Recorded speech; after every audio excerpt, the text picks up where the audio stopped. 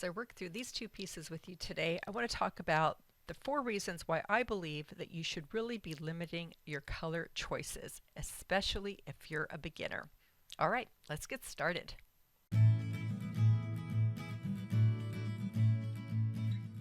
Creative friend, thanks so much for being here to watch another video.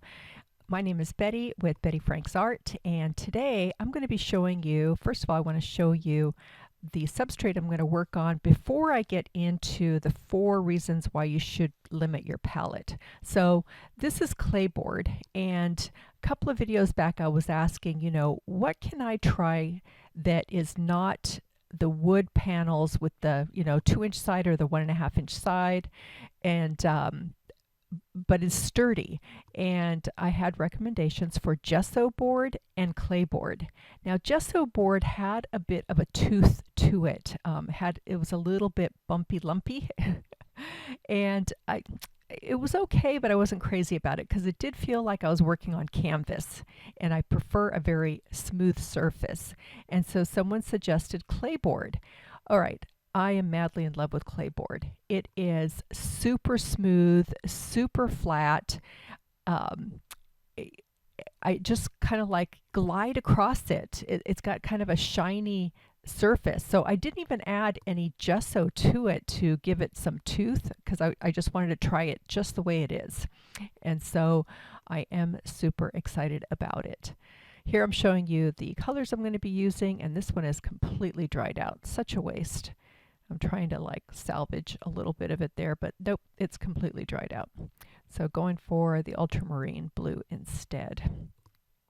All right, so as I start putting out paints here and as I get started, I thought today would be a great opportunity to talk about why you should limit the number of colors that you use. And you're going to see here, I am putting out a few colors, but I'm actually limiting them because I'm not going to be doing my usual, add 15 colors. At least it feels that way once I start mixing.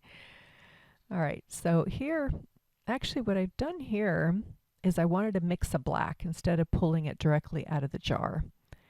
So I just took a few colors, darker colors, and mixed them together to create kind of a more deeper, complex black color. And then scratching right into that. I want to start building up some texture, and I often do that by scratching into the surface. All right, so getting back to, reasons why you should really be limiting your color palette. You're going to see as I, another jar of dried paint, very sad. As I start putting out colors, you're going to see that I'm going to limit my palette when I work on these 2 pieces here. Okay, I'm trying to salvage this because I wanted to save that black paint there. And it's taken me a moment to do that. And I really probably should have cut this part out, and I completely forgot to. So I'm just going to get right into the topic for today as I go through and do this. All right, so my first reason that I want to share with you why you should limit the number of colors, especially if you are just getting started as an artist and you want to, learn how to work with colors, but yet you don't want to be overwhelmed. And I know it can feel that way. So, that's my number 1 reason is you're going to reduce feeling overwhelmed by just picking out a handful of colors. And now when I say handful, for some people that can be only 2 colors plus black and white, and others it can mean 4 to 5 colors plus black and white, depending on what you feel comfortable with. But to keep yourself from feeling overwhelmed, and I like to use Nova Color paints, and I went to their website to find out, how many colors do they have? And I counted them up. They have 92 paint colors. Okay, to me that's overwhelming because that's just way too many colors. I certainly don't have that many colors in my studio. I do try to limit it. I've got Betty's Bundle, which is a limited number of 16, but that 16 does include black and white, so it's 14 colors plus black and white. And to me, those are my go-to colors that I use most often.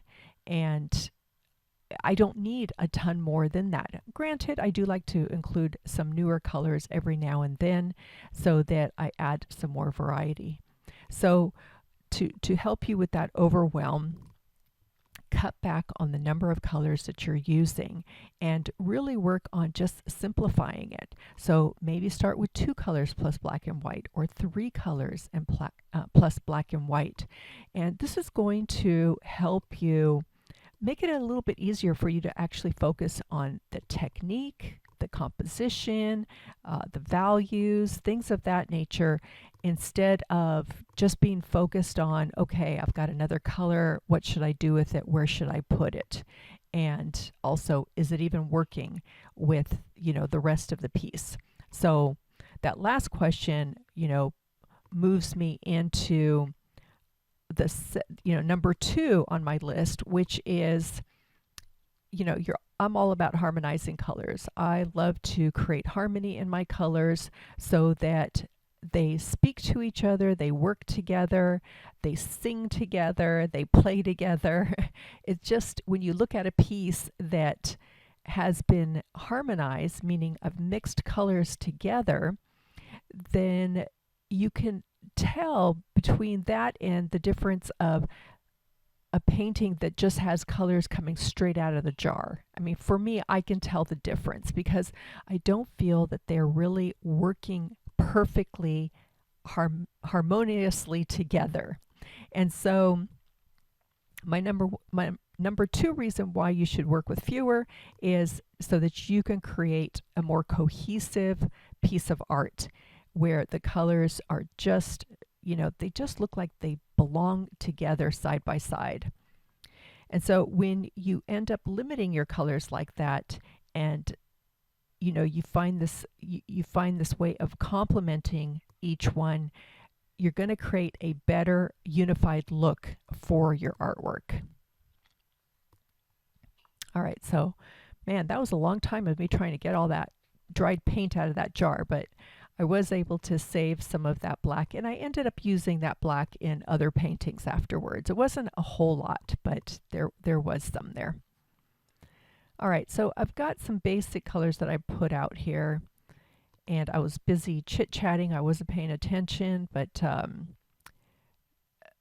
got some mostly warm colors, plus I'm using a little bit of that black that I used in that earlier layer so that I can create green colors, right? So when we mix a yellow with the black, we get this lovely green. I love making my own greens, especially when I use, that the yellow, which is the cad yellow, and then I've got the warmer yellow, which is, okay, my mind just went blank. I'll think of it. But by using those 2 different, a cooler color and a warmer color of yellow, I can create some wonderful green colors. Now I'm also using a smaller brush here because these are smaller pieces and I don't have a lot of room to, if I get a big brush out, I'm going to end up covering the whole thing, with one stroke of the brush. So I don't like to do that on these small pieces. I really enjoy working with smaller brushes and just adding a lot of variety as I get going. Okay, here I've already come in with some lighter values. Something that I like to do, a little bit later on, but for whatever reason this time I decided to do some lighter values. And creating a neutral, which in this case, I love creating a gray is a wonderful neutral. And what you're going to find is when you are using neutrals, your brighter colors are going to pop a lot more. So if you really want those colors to stand out, mix up some neutrals, and you can do that just with black and white and add a little bit of color that you are already using. And it's going to just really help you with kind of, not having every single color on the page, stand out so much. I'm loving that pink at the top there. Now, the other thing I like doing is I like working in multiples when I can, and so this is a great example where I've just got two of them, but I can just go back and forth between the two and not feel like I'm getting stuck on one. As soon as I'm feeling a little bit stuck, not sure where I want to go, I will switch to the other one.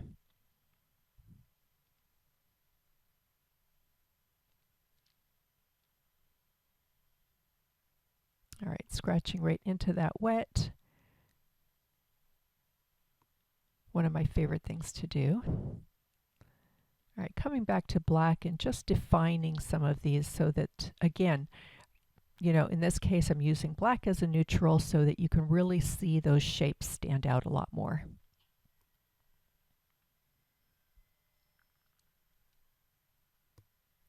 All right, as I work through that, let me go to number 3 on my list here to, in terms of, you know, why you should reduce the number of colors that you're working with. So my third reason is it really helps encourage your creativity when you are not worried about, you know, having 10 colors on your palette and wanting to use all of them. When you limit it, it just helps you to experiment more and mix colors more and work on creating colors that you really, you know, that you love and that they work together. The other thing that I wanted to say about that is it can often just lead you to these discoveries of, you know, maybe it's these colors that you really love working with together. I will tell you, with this color palette, I have used this color palette or something close to it before, where I've got warm colors plus the two, you know, one or two yellows plus the black. And I find that that balance of the reds with the greens, you know, if we look at the color wheel, they're opposite on the color wheel and they work together. But here I also throw in orange like I've got here. I throw in pink. But I find that these colors really work together, and it's one of my favorite go-to colors to pick. So again, going back to, you know, it's going to encourage you to be more creative, and you're going to find some fantastic new colors and shades that you want to work with in the future in other paintings. You know, I really feel that each painting is an opportunity to practice and learn what you like and what you don't like, what's working, what's not working. And with this one, I do know that I love these colors, but you know, each time I create, it's going to come out differently. I'm going to use it a little bit differently, especially when I'm mixing all these colors. All right, I am just moving along here, making another green. And that's a lighter value of green than one that I had before. And I really like having different values in my painting. And you can definitely see, you know, those lighter values, like on the one that I'm working in that top area and then the lower left area. And then balance with those really dark areas.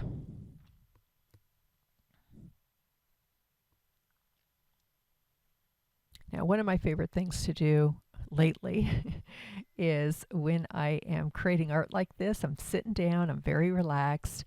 I've got my phone in front of me right off screen here, and I think I'm watching a movie. I've been watching movies lately, so I have no idea which movie I'm watching on this particular one, but it just gives me something to kind of it's kind of in the background for me, so you know, I'll look up every now and then and see what's going on screen. But I like listening to people talking, a storyline happening. I often like to listen to podcasts or audiobooks where my brain is just, you know, very focused on what I'm hearing and the story being told versus being so caught up in what I'm working on that I just find that it stifles my ability to be more creative. By listening to somebody talking, I can just, you know, create and not have that that little devil on my shoulder saying, you know, what are you doing and why are you doing that? Now, just there, that's an example of where I had those thin, small lines, and it just wasn't balancing well with those big pink circles that I have on top. So I came through and I just joined two lines together to make these bigger petals. Or, for me, it's fields of flowers, so these are petals, or they're parts of a flower. And so that size is working much better with the larger pink up above. Let me know if you agree. Leave me a comment below if you agree that is balancing a bit better now. So the other thing I love about working on these two is my eye will stay on the one that I'm working on right there, and then it gives me a little break from the one on the right, and then I can come back to it kind of with fresh eyes, not entirely. I think of having fresh eyes more like when you walk away from it and you're looking at other things for a while and then come back to it, or even the next day. Or you can take a picture of it on your phone and take a look at it that way. Surprisingly, even though you're still sitting in front of it, when you look at it on your phone, it's just different. You just have this different perspective on it. All right, I'm just going to go right into my last one on my list of 4 reasons why you should limit your color palette. And the last one is all about learning. And I feel like you're just going to learn a lot more when you're working with fewer colors. You're forced to be creative and to allow yourself to pay attention to your brush strokes, your composition, other fundamental aspects of the piece. And it could be everything from, using small elements and large elements and different values. All of those things are important in putting getting your piece of art to come together. So again, it's giving you the ability to just spend more time learning about these other fundamentals that are so key when you're making abstract art. And it's not distracting you by having 10 different colors on your palette, but rather just helping you to practice mixing colors and coming up with new colors and different shades so that you can figure out what is going to work in your piece of art and not being so thrown off with having, a dozen colors sitting out on your palette. All right, so those are my 4 top reasons. There are other reasons, but I really think those are the top 4 of limiting your palette. And I hope that, what I'm creating in front of you here today is helping you understand how I really have to work at just using those limited colors that I have to pull this piece together. I don't have any blues in here or purples, some of the other cooler colors. I've stuck to more of the warmer colors. Even with green, I've got greens here, and if you know me, I throw green into that cool color side. However, a green can be a warm color as well. And as you can see here, by using the Indian yellow, see, I knew I was going to end up remembering that color. The warmer yellow is Indian yellow. And by using that, with the black, you're going to create a warmer green, as opposed to using it with the cad yellow, which can be a little bit on the cooler side.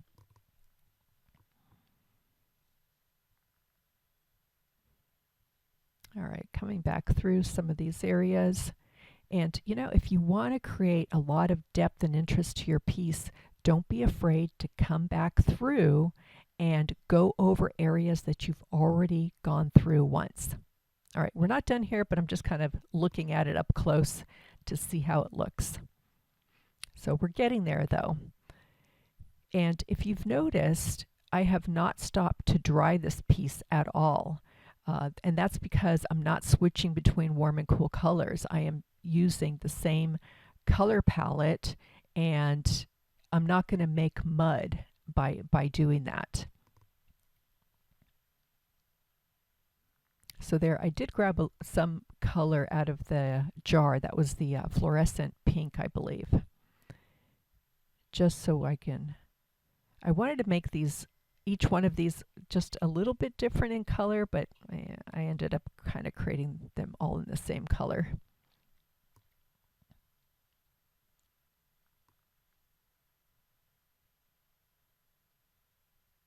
So as I was saying, go back over some of your pieces, whether it's these larger elements, smaller elements, or just areas where you're filling in.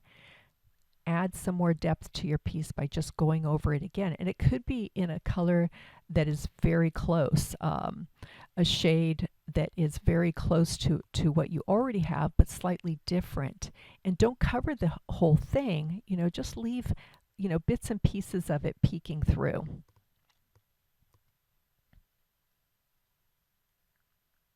Now, I believe the colors that I'm using today are part of Betty's bundle, so I'm going to leave some information down below for you. I will have it under the video, but if you can't find the information, which I know it's hard to find, YouTube doesn't make it easy to find that information. If you want a link to Betty's bundle, just leave the words Betty's bundle or just the word bundle under the video in the comments section, and I will go ahead and send that to you so that you can check that out. And the jars here that I'm using are the 4 ounce, which I highly recommend. Go with the 4 ounce when you're getting started. I tested all of my colors using the 4 ounce jars first to make sure I like them. There are some colors I didn't buy again because they were not my favorite colors. So the whole kit or the bundle is 16 colors, so it's 14 colors plus black and white. And they come in the 4 ounce jars, but you can purchase them in the pint size as well. I'm coming back in here just wanting to bring back some of the darker areas.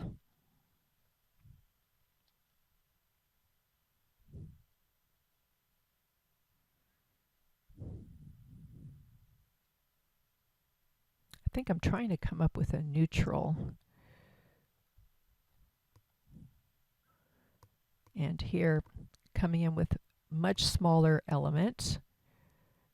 And that's kind of my indicator that I'm coming, close to the finish, because I'm coming back. I'm no longer focused on these larger elements. I'm trying to add some detail to the piece. And here again, example of, I did the dots once, but I'm coming back over it with, I believe it's a lighter shade.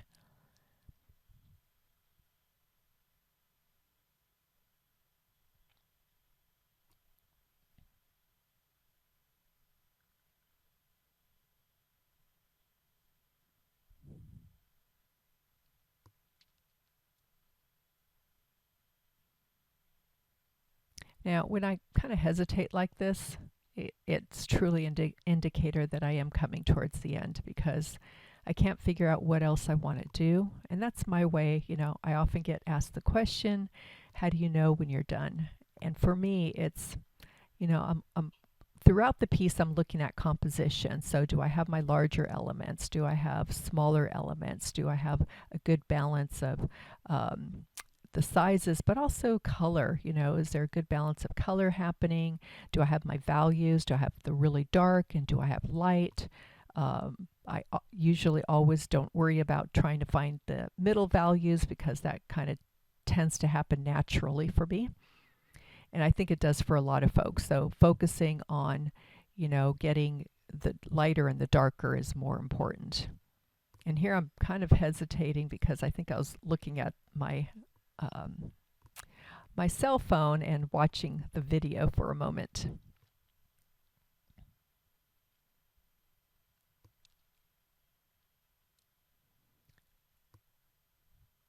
So I'd say they're coming along nicely. And I think that, let's see, I'm trying to think. Yep. So we're back. And honestly, I don't know if it's the same day or a different day. I'm still wearing, I think I was wearing that green sweatshirt before. It's a little bit cooler in the studio, so I've got my sweatshirt on. All right, so we are in the final phase that I call, or my final step, which is doing my final mark making.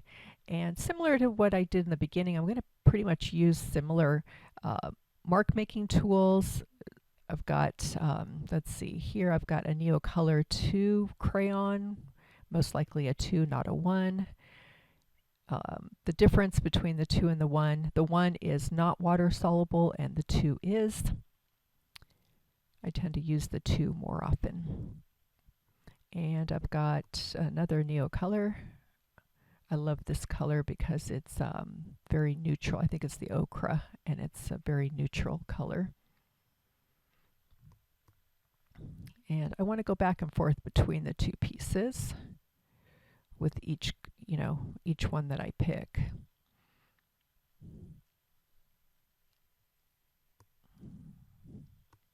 Digging through my basket there. This one is more like a warm yellow. And I like to rub it out a little bit with my finger. This is sandpaper. So there was a part there that was just sticking out way too much. It was bothering me. So I just sanded that down. But what I was saying is I like to smudge. That larger one that I was holding is a Stabilo Woody, and it's a crayon. I love smudging it. And what I'm holding here now is a China marker, a white one. I also like to use the black and yellow. Now, if you're interested in getting my favorite art supplies, then go ahead and just leave the word, I guess, favorite. I'm trying to think, what are my keywords? Just leave the words favorite art supplies down below, and I'll be happy to send you the link to that.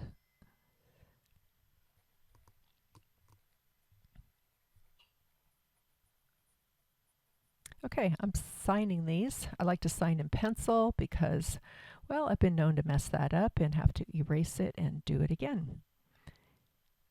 And so I like to use a pencil. It's easy to erase it and put my name down again.